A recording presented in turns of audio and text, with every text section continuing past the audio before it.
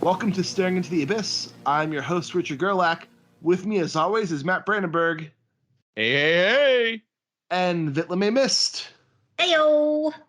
And before we get going with today's episode, which is about the Ballad of Black Tom by Victor LaValle, which if you haven't read this novella, we all encourage you to pause this podcast, buy it, read it. It takes like an hour to read.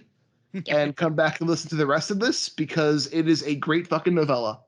Yep. Yeah. And we want to make a quick announcement where last week, Michael Patrick Hicks was absent from the podcast. It's officially been announced that he is no longer with Staring into the Abyss. And there is no bad blood between any of us and Mike. He just felt like this podcast was becoming a bit too much like work for him. And it wasn't fun anymore. So he wanted to take a step back, focus more on his free time and personal life. And we totally respect that decision.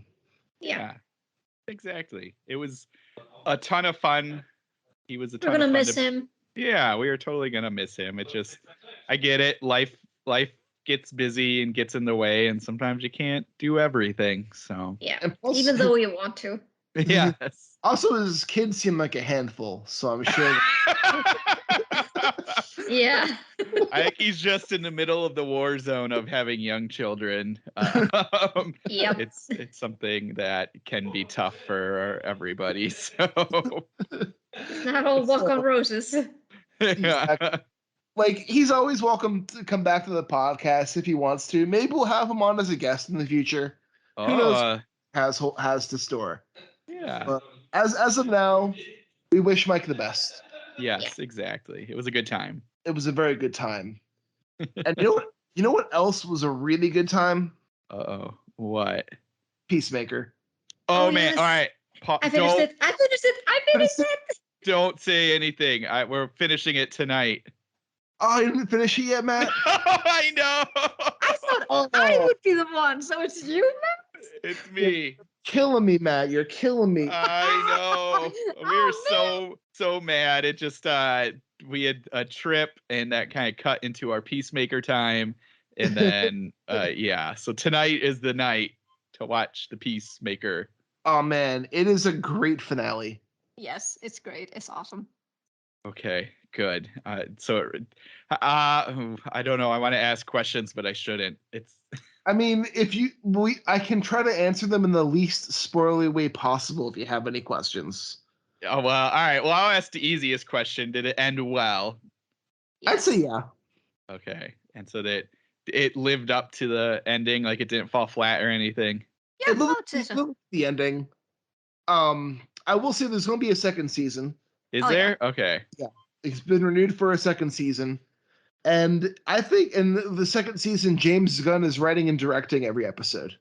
Oh, that's great. And it was a really fun finale. They saved all the gore and grossness for the final episode. Yes. They did. They really did. There is some awesome action that they saved for the last episode, too. You can tell all the budget was going for this episode. Okay.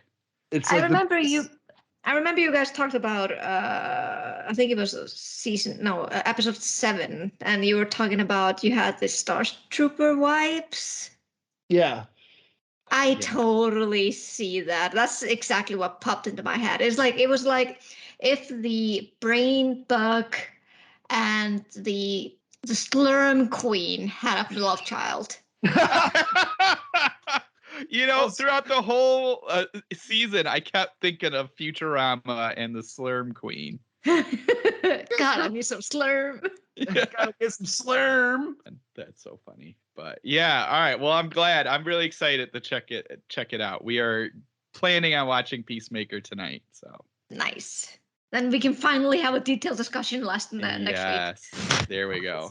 I will say, Matt, you're going to enjoy this Peacemaker finale. Also, just real quick for me this week, too, I have started a new book. It is called 6-4 by Hideo Yokoyama. If you enjoy Japanese crime thrillers, this is like one of the best I've ever read. I've heard good things about that author, yeah. It's about this police media relations detective who, when he was working on the force, there was a case called 6-4, and it was a missing teenage girl who was never found again. And the police kind of brushed the case to the side, ignored it, kept on moving forward. And now in present day, he is missing his own daughter. Like, she's vanished. And it's just like the 6-4 case. And he's trying to solve this case while dealing with the Japanese cultural milestones and the police red tape that's refusing to let him get to the bottom of what's going on. And it's a really like honest look at Japanese culture, the Japanese police culture as well. Oh, And I love that. and how it can do more harm than good a lot of the time. Yep. A lot of people, and this is I always seem like I'm the one that's bursting everyone's bubble when it comes to Japan, But it's not all anime, manga, and maids. It has like a shitty part of its culture as well. Yep. That I constantly keep bringing up because you need to tone it down on the "Hi senpai" thing. Yeah. I have 2 more books real quick as well. All right. I also finished reading And in Her Smile, The World by Rebecca J. Allred and Gordon B. White. Oh yeah, wait, it's Yeah. a cult story, isn't it? It is a cult story, and it is fucking awesome. I mean, Gordon B. White's writing is pretty good, so I imagine with their writings combined, it's going to be awesome. It's about these 2 people who both were children of members of this cult, and the cult believes in this entity called the Quiet Woman that exists in the places between smiles. And as these 2 people grow older, they become in contact with each other, and a sacrifice must be made to make this Quiet Woman a reality. Oh, okay. I need to get Amazing. I need to get a copy. It is fantastic. Cult stories are my jam right now.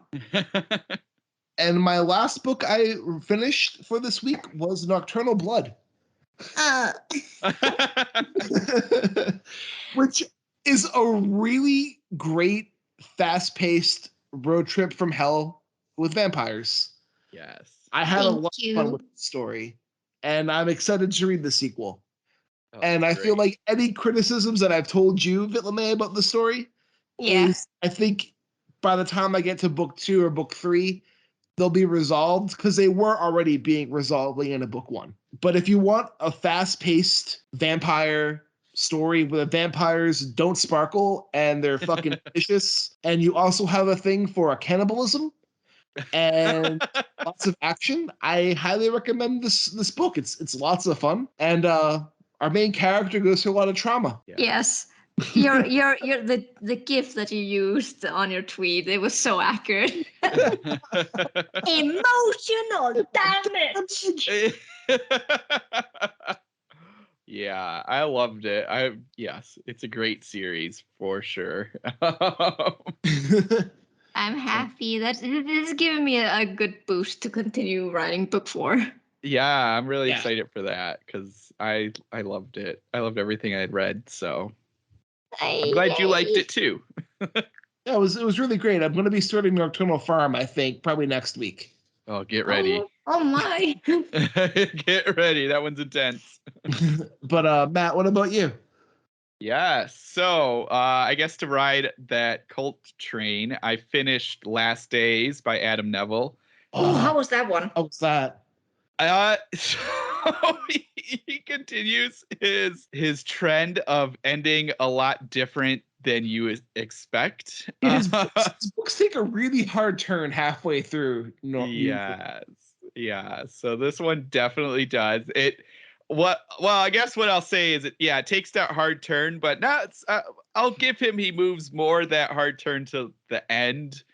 So maybe 3/4 of the way through it makes a hard turn. But I loved everything about it. It just gets darker and darker with what this cult is doing. And what's really interesting that he does is so I think I've talked most about it last week, so I won't go into too many details on that end. But basically, we're getting these interviews. Our film crew is interviewing these people who are from the cult when the cult had started, when the cult was in the middle, and when the cult ended. So he's going through, and so a lot of the story is told through these interviews, which could be very difficult to read or follow because it feels like you're getting told more of the story than seeing the story. But he does a really good job of just immersing you into that past, because the cult had ended back in the 70s, late 70s, I think it was, and the story's taking place in 2011. So the people he's talking to, you know, they're reliving what that past was. But then at the same time, you're also, things are happening in the present, even during the interviews, to kind of keep you alive and engaged and not just feeling like somebody's telling you a story. So you're kind of in that story. So I think he did a really good job with that. So you're never, it feels like it's always moving and something's always happening. I really enjoyed that. I really enjoyed the slow degrade into, it's a cult story, but then it definitely gets more and more evolved into a darker and darker kind of evil thing happening. So his tie into that and how he reveals all of that is really good. But when we get to the end, it turns into this crazy action gun battle thing. And I was like, what is happening? So yeah, I'm not going to complain about the ending because the ending was good. It took a hard turn. Yeah, Neville's books tend to do that. Like, he'll have like a good creepy atmosphere for most of the book, and then either the middle or close to the end, there's a hard turn, and then it's just becomes something completely different than what you're reading before. And Yeah, I feel he pulls it off really well. So you recommend Last Days? Yeah, I think so. I think it was a really good cult story, and his writing is great. So yeah, definitely think people should check that one out. My next one, real quick, and I won't take too long of that, is I'm reading Nightmare Alley after having watched it. How's the book? I haven't read that book. It's good. It's really good. It's really dark. Is it darker than the film?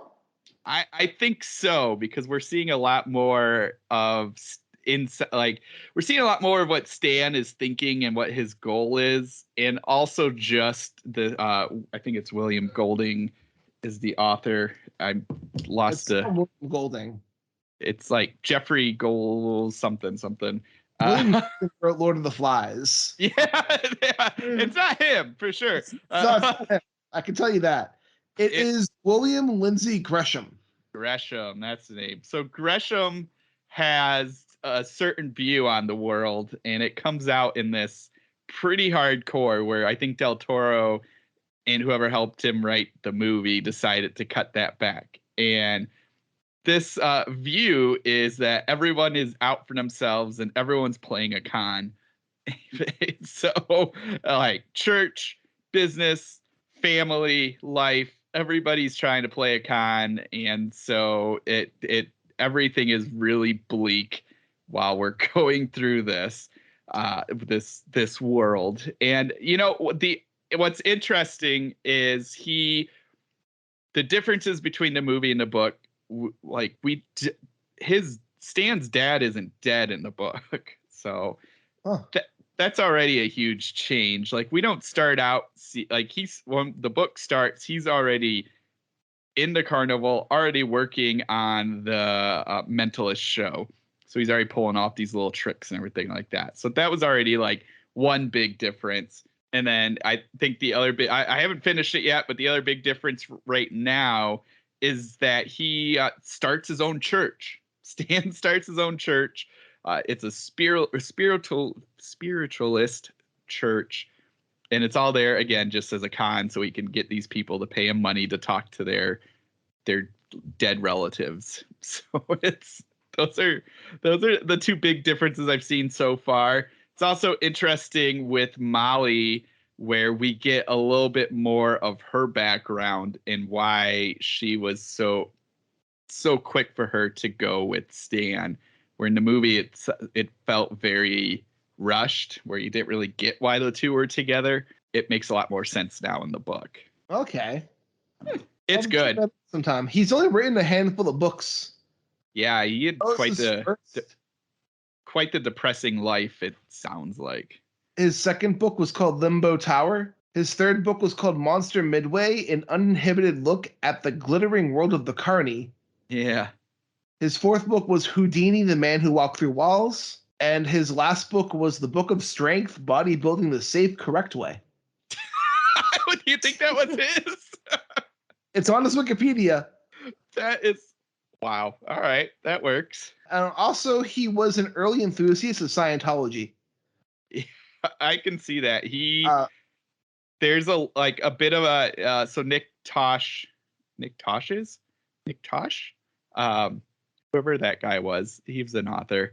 He wrote this pretty long intro about him and how Grisham had a lot of issues, a lot of alcoholism, and a lot of he kept trying to find an answer to life, which you can kind of start seeing in this book. So I can see him going to Scientology because he did everything, I guess, according to his biography. He tried church, he tried spiritualism, he tried Buddhism, he tried everything.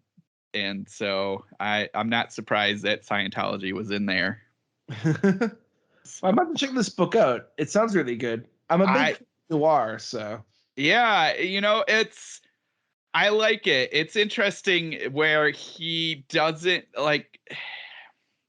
I'm interested to see what where it's going. I'm enjoying it a lot. It's just again, it is a real big slice of life and it's really good look at this person. The concept that he wrote a book about the Midway makes a lot of sense because this book is very focused not only on the Carney section, because just like in the movie, the carnival stuff isn't the whole book, but that idea of how carnivals are ran and then how he's running it for the rest of his life, that makes sense of him writing that book. And that's kind of a lot of the focus is here, I'm going to show you how a mentalist does what a mentalist does. So there is the code book, just like in the movie, but then there's also lots of mirrors and lights and wires and paper mache and all these different things. And he goes really in depth on how that works, and not in a bad way. So I don't want it to be it's not boring info dump. It makes it works in the story and it's really intriguing, but it's just it's interesting. So that's cool. Yeah. And what about you? Well, I haven't had that much time to read, actually. I finished, of course, the Ballad of Black Tom, but I am almost done with Beverly Lee's The House of Little Bones. Ooh. What is it? It's so good. And it's so funny because I've been reading, I've read her, the Making of Gabriel Davenport series. And, it focused on young people, but I didn't really feel, or maybe I need to read it again, but I didn't see that there was a lot of swearing in those books. But in this one, there's a lot. And it came as a surprise for me. I'm because I know Beverly and, she, for me, seems like this sweet old woman. and then when you suddenly see he is fucking guy and stuff, and you see that in her writing, you're like, oh yeah, you can't swear. So it's really refreshing actually to read it like that, especially the characters. They're young. One is an acclaimed horror writer, one of the best horror writers in Britain, and he is kind of on a 3-month hiatus because of a scandal. He was seen in company with a younger man, but not any younger man. The son of his best friend, who is the one who is publishing his books. Oh. Ooh. So in the story is a huge scandal, and I can understand why. So he under the advice of his publicist or his agent, I think, he decides to move to this house out in the moors and just focus on writing a new book. So it will kind of like the scandal will kind of die down in the meantime. But immediately, like Beverly doesn't really wait for anything to happen. It's immediately starts, and she's so good at creating this kind of dread. I just love it. And I hate the fact that I'm listening to audiobook, and I hate the fact that I'm working while I'm listening to this, because I'm like, I want to put both my headphones in so I can fully enjoy this. But it's really, really good. I need to get back into the audiobook I was listening to. I'm going to that this week. I miss audiobooks. It is really good. I especially enjoy it when I'm going on my walks and I can put headphones in and like fully immerse myself. Yeah, that's something. I need to get into audiobooks. They can be great if you have a commute or if you're going to like do a workout. Yeah. Sometimes it can be distracting too. Yeah, I can't really see myself just, sitting on a sofa and listening to an audiobook. Yeah, me neither. It would be weird. It's weird. Do you have anything else, LaMay? Well, of course, I finished Peacemaker and I loved it. Still kind of miffed that no one's doing the dance around here. Yeah. It must be in Iceland. Well, not that many people have HBO Max actually in Iceland. Oh, that's surprised actually. Yeah, because there's this one TV channel that kind of buys everything from HBO. So I'm probably assuming that Peacemaker will probably come here, with subtitles and everything, maybe in the summer. That'd be cool. Yeah, but I got dibs. I managed to watch it ahead of everyone. I know. But I also finished because we've been watching like on and off again on Modern Family, and I finally finished the entire series yesterday. Nice. It is a great show, but at the same time, you kind of feel like this is like it lacks in diversity. You know what I mean? Yeah, no, it totally does. Yeah, that's kind of what miffed me a little bit about it. And I was right at the end, I kind of shouted at this TV screen, was like, "They stole this from Friends!" Yeah. The thing, it's the scene where they're the camera is panning and showing all the photos and stuff, and I'm like, Friends did it, and it did it way much better than this. Friends always did it first. Yes. Friends and it made me Simpsons. and it made me wonder, like, how many of these TV sitcoms ended the same way as Friends. Yeah. I haven't done the research, but it probably is. There probably are a lot. Yeah. Especially if they ran long, I think then it makes sense. Yeah. I will say one last thing for me too before we hop over to Black Tom is, have you guys been watching The Righteous Gemstones at all? Nope. I just finished the first episode. What did you think of the first episode? That was amazing. It gets better. It gets a lot better. Yeah. Because I remember you talking about it, I guess when it first came out, you had talked about it. And so Yeah. I knew a little, but then when I watched that first episode, I was dying. It was perfect. I love when you're watching the video in the first episode and the guy's dick just hops into frame. Yeah. And then they just leave it. And his brother's like, "What are you guys doing?" It's like, "We're having a fucking party. Haven't you seen a fucking party before?" Oh my god. This new season is so fucking good. The finale's next weekend, but I just want to give a shout out. If you haven't watched Righteous Gemstones and you want to laugh, it's one of the best comedies on TV right now. Yeah. So I'm definitely enjoying it, and definitely that's I think will be our next after watching the finale of Peacemaker. You'll have to let me know what you think, but I think it's time for us to get into some Lovecraftian racism with the Ballad of Black Tom. Have you guys read this before? Or was this a first read for either of you? This was the first read for me. Yeah, me too. For both of you. What do you guys think then? Because I have read this before. I thought it was awesome, but at the same time, I loved how it kind of transcends time. Like in both the Lovecraftian fashion, but also in like you can read it and it feels like it's you're reading about 1924, but it brings up issues that are still current today. And it's just like, it feels like it kind of jumps forward into modern times. Yeah. Oh, I definitely. The one thing that I love this. It's funny. It was not what I was expecting it to turn out to be. I don't know what I was expecting to turn out to be. Maybe a little bit more of what we had read before, which I know we had brought up even last week. The short story of his. Up from Slavery? Yes.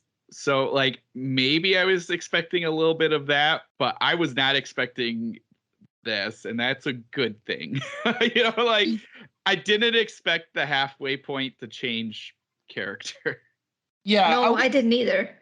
I think the first half is a bit stronger than most of the second half. Yeah. I think the ending is fantastic. Yes. So like for me it works out around, but I think the book has a stronger first half than the second half. Yes. Which is kind of funny because usually most books have like a weaker first half and a really strong second half. Yeah. It's funny because I feel like I'm gonna repeat myself. So when we talked about the last one, I haven't read a lot of Lovecraft besides maybe what we've read here and a little bit more outside of this. So I'm gonna have a lot of questions on if this is tied to any specific stories, if this is. It's a retelling. Yeah. So okay, I'll give the lore of this story a little bit. It's a retelling of the Horror at Red Hook. Okay. Which was a story Lovecraft wrote after being hospitalized in a mental institution after having a breakdown at the diversity of living in Red Hook, New York. Now, did we cover that at one point? No, we did not. The Horror at Red Hook is honestly one of my least favorite Lovecraft stories. I think it's also one of his stories where like his opinions about others are most prominent. So basically you can see his racist views there. It's pretty much like his most overtly racist story. I see. And it's honestly just not a good story. So Victor LaValle took this and he was like, let me take one of Lovecraft's most infamously racist stories and retell it from the perspective of the black character. Mm-hmm. And that's kind of what gave Horror at Red Hook. Okay. Yeah. And he did it superbly. Yeah. Yeah. I mean, and I clearly, for everyone listening, I've never read that story, but this still worked perfectly fine for me. I just knew, actually, after again reading Up from Slavery, that like there probably were Easter eggs, but I didn't know what they were. So it was like, I mean, there's a couple Easter eggs here and there, but there's nothing like super deep. This one I think most of you can get just by reading it through if you know your basic Cthulhu mythos stuff, which most horror people do. Yeah. Yeah, this is kind of like a really good introduction to that. Cool. Yeah, that's like, funny. I mean, obviously picked up the Cthulhu stuff, especially when we got near the end, but I just wasn't sure throughout the rest of it if there was a little like, hey, look at this. It's also funny because the Horror at Red Hook originally has nothing to do with Cthulhu. I think it works better this way to just make more sense. But it's just your typical H.P. Lovecraft dealing with a story about a sinister devil-worshipping cult in Red Hook, New York. And the main character is this Irish police officer who is trying to figure out the weird shit happening in the city that's all the cause of these minority people in this big cult that's trying to summon an ancient evil. Okay. So most of the second half of this book is tied to that, or yes. Okay. Mm-hmm. That makes sense. Like the in the Lovecraft story, Detective Malone is the main character the entire way through. Okay. Is there a musician? Not really, but there is Sidam, and he's inviting people over to his place for this big like meeting, and it's all people of different races and ethnic mixing. And he's trying to like use this to kind of summon something. When Malone kind of goes into Sidam's place when all this is going on, he opens a door that sucks him inside, and he kind of sees this like hellish landscape the human sacrifices are being killed in. And this brings Sidam back to life, And then Malone's found later dead in the basement. Oh, interesting. Well, I like the ending of this one better, so. Well, yeah, this one looks Yeah. better, especially with like, what happens with our character from the first half. Yeah. So yeah, for to get as least spoilerly as possible, we have oh my gosh, why am I drawing a complete blank? We have Tom. What's his last name? Mm-hmm. Charles Thomas Tester. Tester. I knew it was yes. Okay. So we have Tester, who is, and I'll ask this right after I do this. He basically he gets called in to help this Sidam and play music for Sidam's little party, and then as he's at this party playing it, we find out that Sidam is being investigated by his family, and so he's got this cop and this detective kind of coming watching him, and then after that we realize that Sidam is actually calling this great evil forth, and Tester starts figuring things out and decides to use it his own way. And then we see Malone's side of the story. So. And you feel for Tester from the beginning of the story too. Yeah. Yeah, you do. Yeah. So my first question is was he some sort of tie to Supernatural from the very beginning? I think his music, like the way he was taught by his mother to play guitar, I think he had some knowledge of the occult, like from the beginning. But I don't think he truly understood what all this was until he got to the big like Sidam's event and everything. Okay. And that's I think he might have known more, especially because he knew about the alphabet. He knew about the alphabet. He knew about the book. Yeah, and that's why I was wondering, because like he went, like it seemed like when he got, because in the very beginning of the book, for everybody, he is delivering a book to this woman, and he knows enough about this book to take the last page to make the book useless, and so that's where I was kind of trying to figure out, was like, does he have some sort of like occult power from the beginning, and that's. But he's, is that why is he using it to do these deliveries? No, I think it is like subtly implied that he might have gotten that knowledge from his mother. Okay. Yeah. And like he doesn't fully understand, like he has inklings here and there, but I think like the more the story goes on, the more he understands what's really happening. It's like at first he has like an inkling of understanding, but he is cautious enough not to, research more into it. Yeah. Okay, that makes sense. Yeah, because that's like I liked that concept, and so that's I was just trying to figure out, because it just seemed like that. And then I also was trying to figure out what the numbers were. I don't know if you guys remember that, because he was going to take the address of Ma At's place to run the numbers, and then I think at the Victoria Society, and it seemed like that was something that all these people were doing, and I was just trying to figure out like what that meant. Yeah, I was a little bit unclear in regards to that as well. Maybe it was kind of like a betting game or something like that. Yeah, it seemed like it's kind of like a betting game. Yeah, like betting who was evil or something, and so. Yeah, something like that, but like betting, or who wanted to do this, or who actually went up and did the scary thing, because Ma Aft was considered to be a really scary person. Yeah. That was could have been like a daring game or something like that. Yeah. But with money. Yeah, with the money. So yeah, I thought that was an awesome, like good intro to like this world. Was also how like horrible Tester has it too. Oh yeah, I mean, he's being treated. What happens to his father?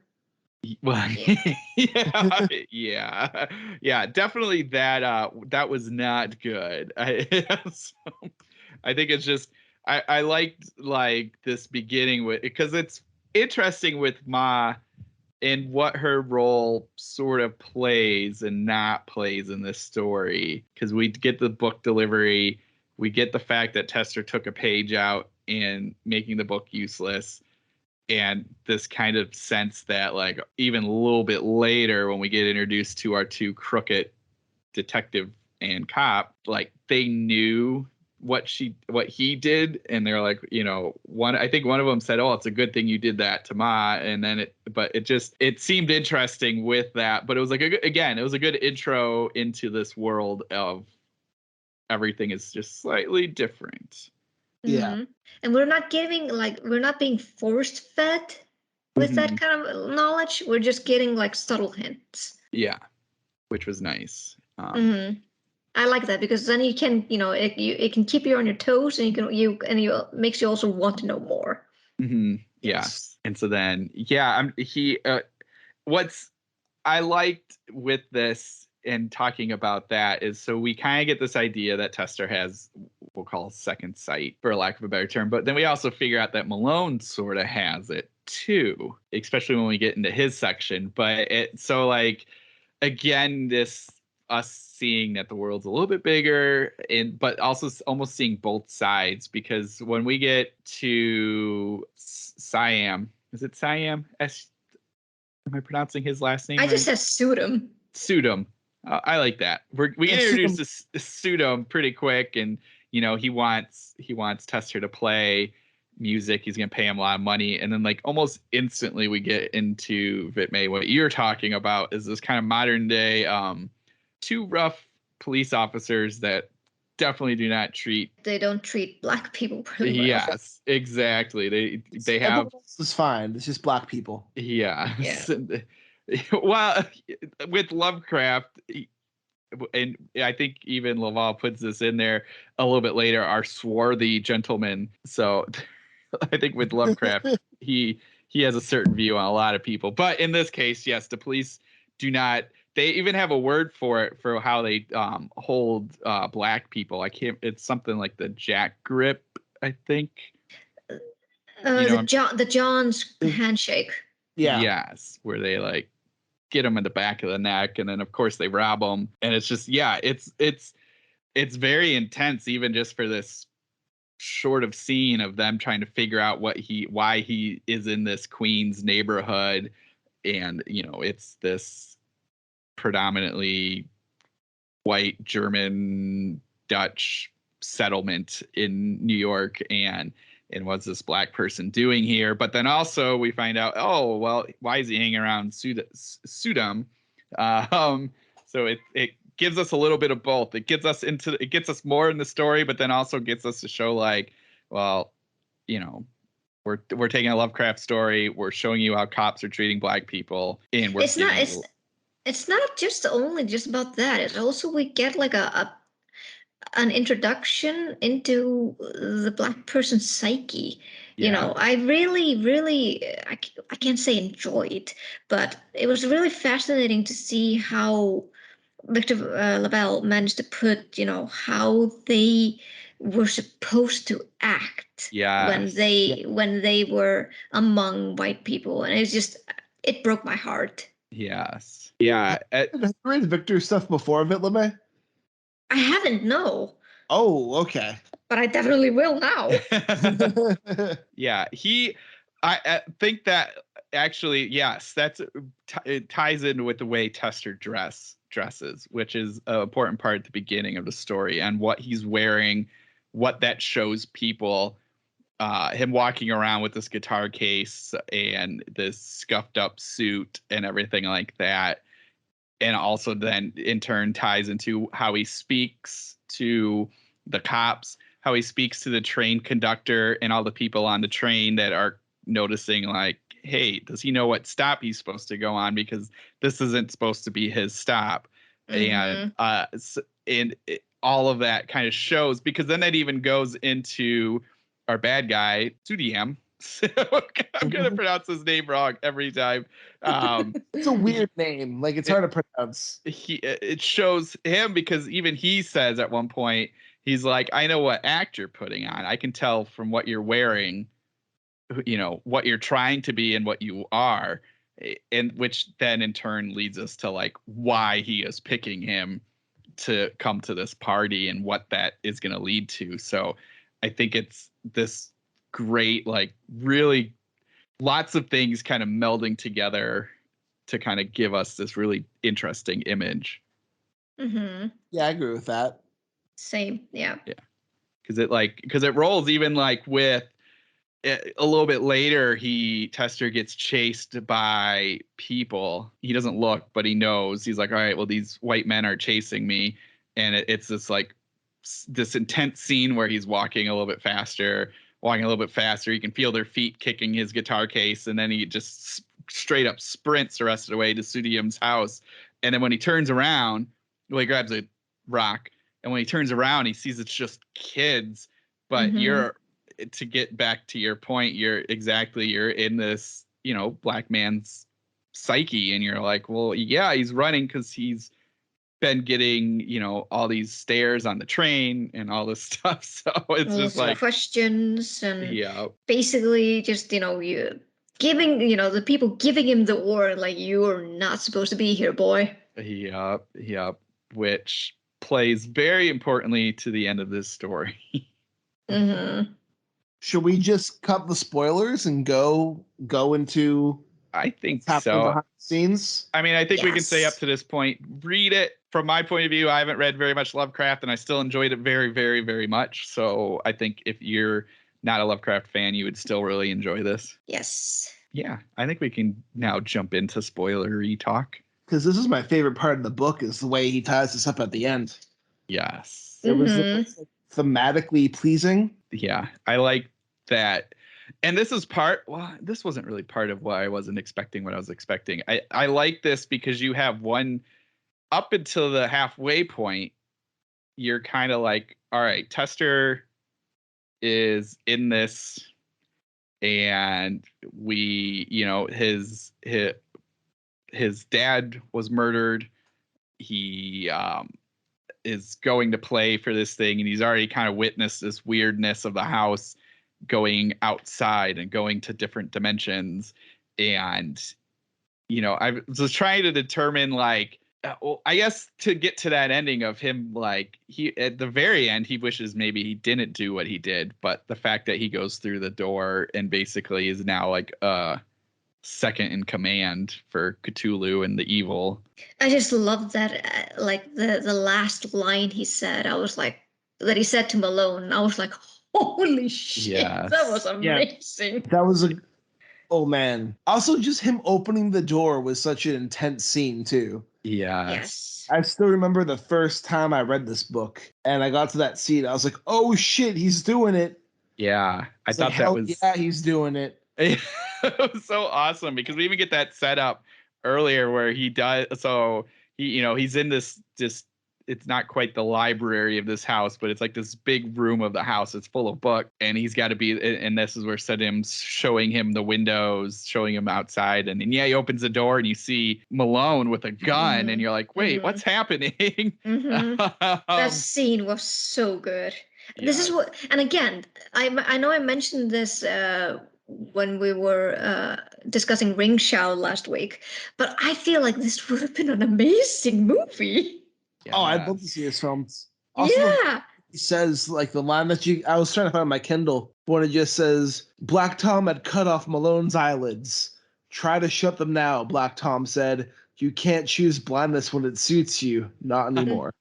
Mm-hmm. Oh, it just has so many great lines. One of my favorite lines is also, insensitive minds always dispel true knowledge. Yep. I also love, like, Victor tends to have, like, one fuck per, like, story. Yes. And he has, like, the perfect use of fuck every time. Yes. I mean, I haven't read anything by him except for this one, but yes, I can totally see that.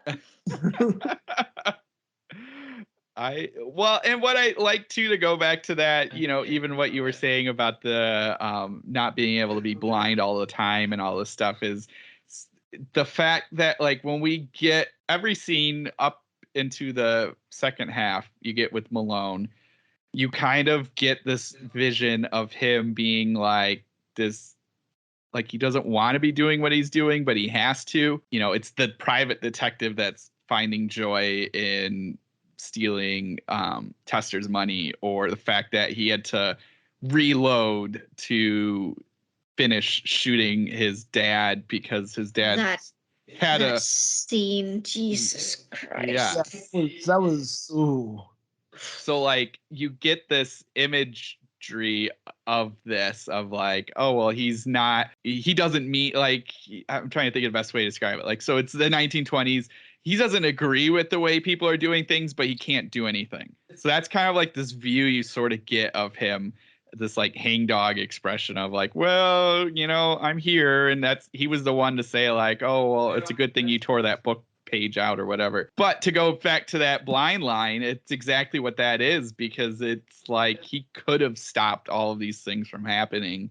But spiritual and real life. But he's just being indifferent about it. Yeah. Because that's the whole point of it. It's just the indifference, and that's what Sudom also tells people. Yes. Yeah, and at the end here too is like he can't be indifferent anymore. He can't turn away anymore. He has to. And even that, what I thought was awesome too with that, like after we get the switch and now we're in Malone's point of view and you're kind of seeing more about him with the second sight and how he's noticing all these things. And when he's in that basement, what was such an interesting turn was him saying like, I think it was at that point of like, well, you're messing with an officer of the law and I'm going to have to like take you in or something like that. I can't remember the exact line, but it was kind of like this, I don't want to say it was showing his true colors, but it was just interesting, like him falling back on the fact that he's a white police officer. Where like that second half up into that point, you were kind of like, oh man, maybe he's like gonna help save Tester and they're gonna take down Siam together, until you realize that Tester now is Black Tom and what he's been doing. But for a little bit, I was wondering, I was like, oh, is Malone gonna like make a switch because he can also see this second sight? But then at that moment when he was like, well, you're messing with the officer of the law and I'm going to take you in or I'm going to shoot you or something like that, then you're like, oh, all right, well, never mind, he's bad too. Yeah, you felt a little bit at the end. It was like, okay, he's almost gaining my sympathy, but then at that point you're like, oh, fuck that shit. Yeah. Like shear away his eyelids, man. I don't give a fuck. Yes. Because I think like that actually, like now I'm kind of remembering a little bit more, because even when they all show up to that mansion or to the house, not even the house, what was like the tenement, when they showed up to the tenement, he even had that, like, because we're seeing from his point of view when he sees what all the police officers brought and the fact that like he had to report that it was these foreigners that are kidnapping white children and all this stuff that. Yep. And like even at that point, he was kind of like, "Oh man, I can't believe we're doing all of this. There's something else going on." But then once he gets down there, he's like, "Well, I'm gonna fall back on it because that's what I do." And it's just like, oh, dude. Yep. I just loved the ending, like with his comeuppance, basically. Yes. And that was such a good one. There's a great commentary on this too, where it's like Tester kind of becomes Black Tom, and it's like, I'm going to become the monster that you all think I am. Like, yes. You treat me like this, you do this to me, and because you see me this way, I'm going to become what you see me, and then you'll see real fear, real horror. Yeah. Like, you will know your mistake that you made by treating me this way and seeing me this way. Yeah. And it feels like empowering to his character, I feel. Even if and he regrets it. Yeah. Yes. Well, and I thought it was interesting that he turned on Sudom. Like Sudom. I just thought that was an interesting turn.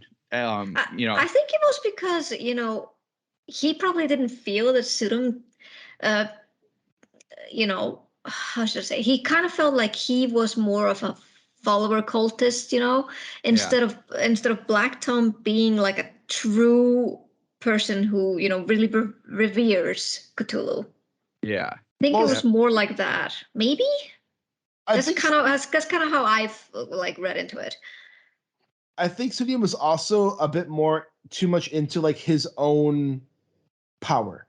Yeah. Like he didn't want to summon Cthulhu because summoning Cthulhu would be beneficial or like for Cthulhu's aid.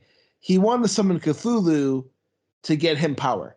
Yeah. It was like for his own merit. Yeah, he didn't care about anything else but his own power. Yeah. And Black Tom saw that, and he's like, "No, that's not gonna work." Yeah. No, that makes sense. I like that. I think it's also because because Tom went through the door. Like he opened. He was the one who opened the door. It wasn't Sudam. Yeah.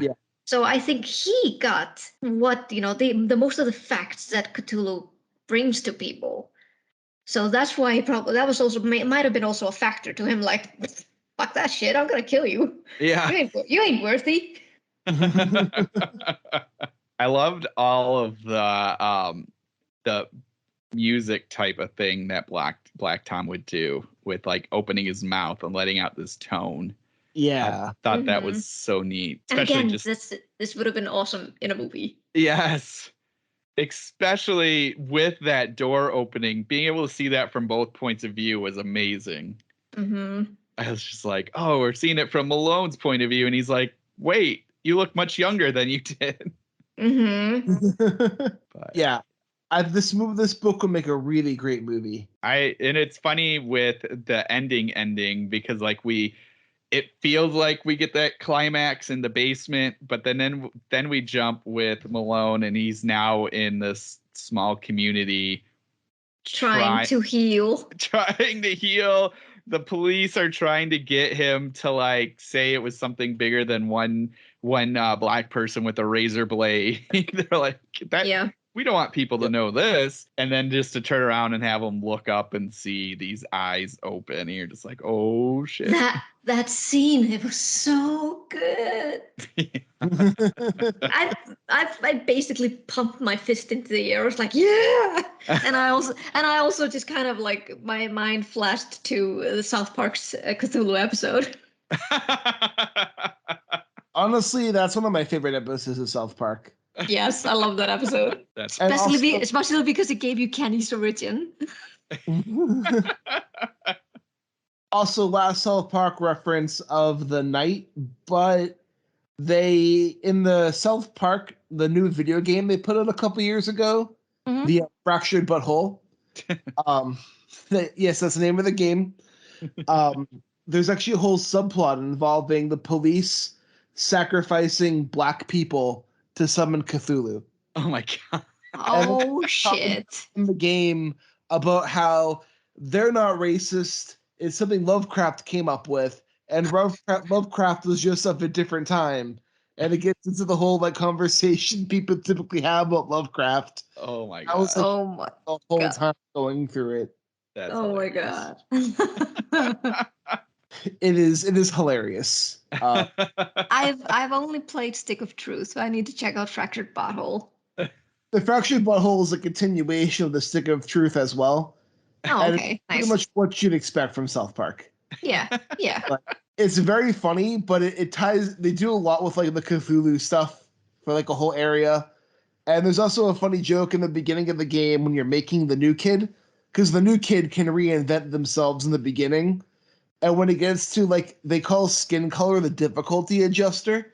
Okay. And this doesn't make the game harder. It just makes it so you earn less money the darker your character's skin is. Oh my god. Oh dear lord. Like, it's really funny, honestly. Oh, wow. That's amazing. But I love those. Those games are hilarious. Oh, man. But anyway, back to Black Tom. So the ending, I liked how we jumped back and forth between Black Tom and then Tester. Yeah. No, Malone. Yeah, Malone and Tester. No, even like when they're at the Victoria Society, he purposely changes the name. Like when he's Tester, he's talking about like, oh, I kind of wish I didn't, he's like, I kind of wish I was like my dad and had a soul and I didn't do all of this. And then he changes back to Black Tom, but they had made me this way. So yeah, that's true. Yeah. I like that. Yeah.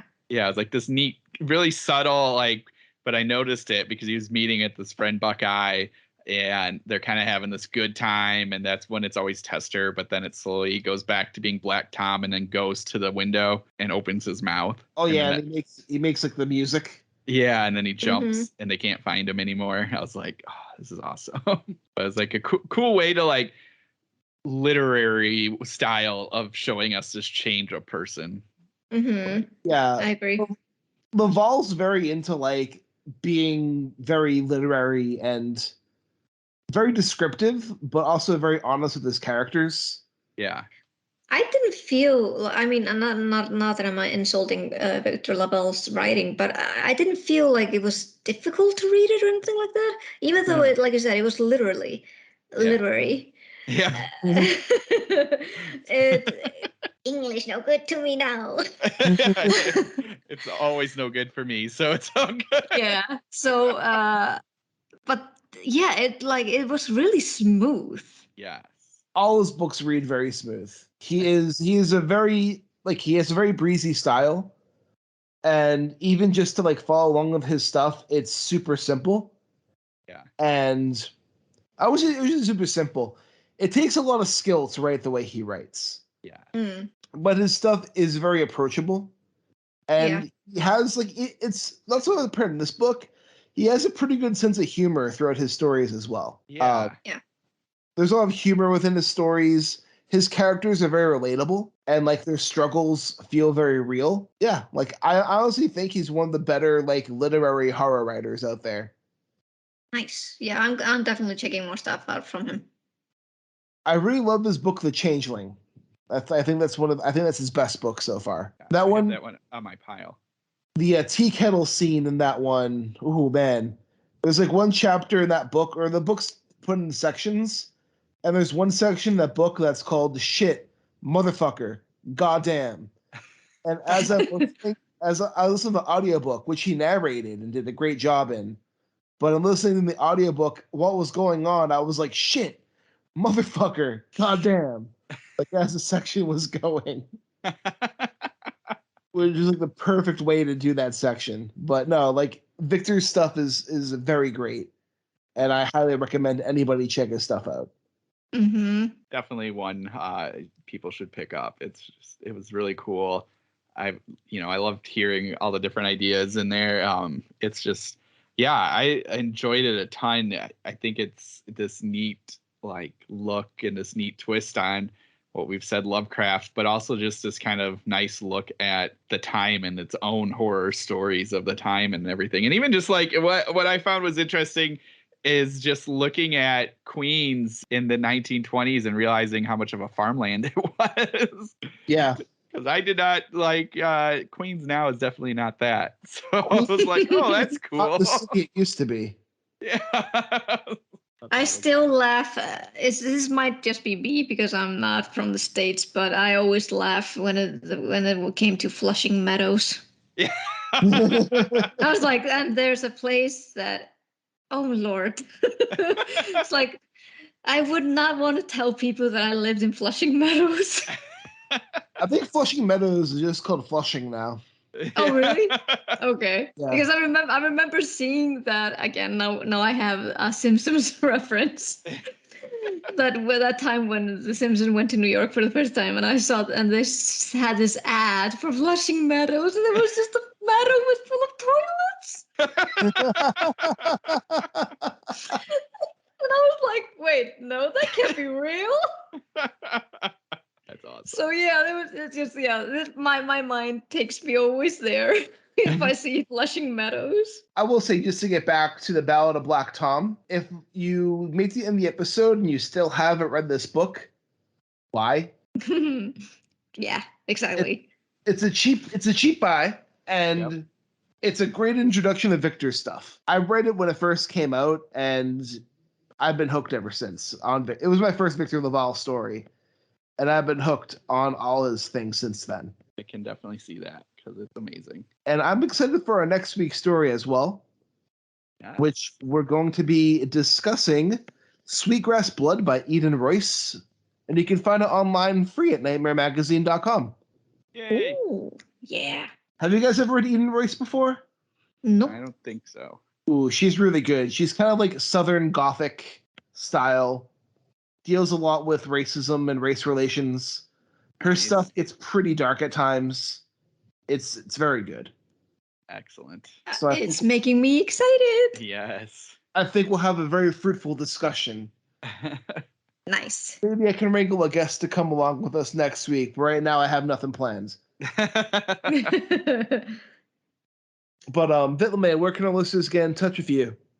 They can get in touch with me on Twitter at VitlameS and also on my booktube channel at Fanked Pipsqueak Reads and also on TikTok at Vitlame Mist. And Matt, what about you? Yeah, I'm on Twitter at BrandenburgDM. And you can follow me on Twitter at Rudy53088. Please be sure to give Abyss a follow with @IntoStaring. And we're also currently accepting ads. So if you have any project that you'd like to promote, you can get in touch with me at intostaringpod@gmail.com. That's intostaringpod@gmail.com. And this is Richard Gerlach saying keep staring.